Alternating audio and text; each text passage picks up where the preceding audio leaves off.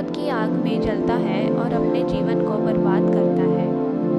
उनके उपदेश खत्म हो जाने के बाद उनके शिष्यों में से एक शिष्य खड़ा होता है और उसे बोलता है, तू एक ढोंगी है। तेरी बातें मनुष्यों के रहन सहन से विपरीत हैं। तू जो भी कहता है उसे अपने जीवन में अनुसरण नहीं करता और दूसरों को ये सब करने को कहते हैं। जब उसका वह शिष्य गौतम बुद्ध को उल्टी सीधी बातें कर रहा था, तब गौतम बुद्ध ने प्रतिक्रिया नहीं दी और वे शांत बैठी थी। लेकिन ऐसे में वह व्यक्ति और भी ज़्यादा गुस्सा हो गया और गुस्से में आकर उसने गौतम बुद्ध के मुंह पर थूक दिया। इसके बाद भी गौतम बुद्ध को गुस्सा नहीं आया और वे शांत रहे।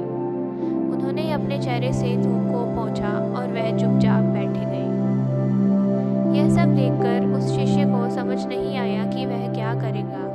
गुस्से में आकर वह उस जगह को छोड़कर चला गया और अगले दिन अपने घर पहुंचा। जैसे ही वह अपने घर पहुंचा, तब तक उसका दिमाग शांत हो चुका था।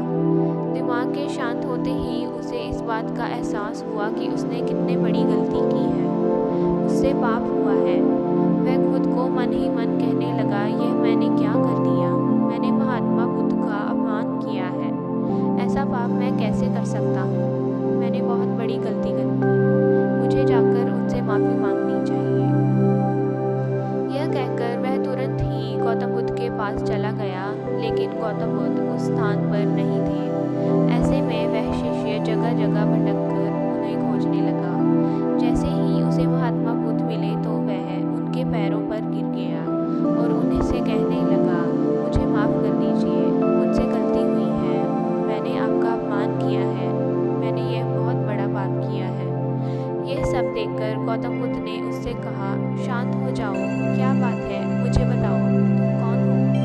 गौतम बुद्ध के यह पूछने पर वह शिष्य चौंक गया। वह सोचने लगा कि महात्मा बुद्ध मुझे कैसे भूल सकते हैं? मैंने तो उनका अपमान किया था। यह सोचकर उसने महात्मा बुद्ध से पूछा, मैं वही शिष्य हूँ जिससे कल आपका अपमान किया था और आप इतनी जल्दी मुझे भूल गए।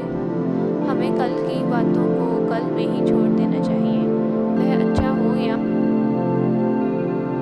विचार नहीं करना चाहिए, महात्मा बुद्ध ने उस शिष्य से कहा।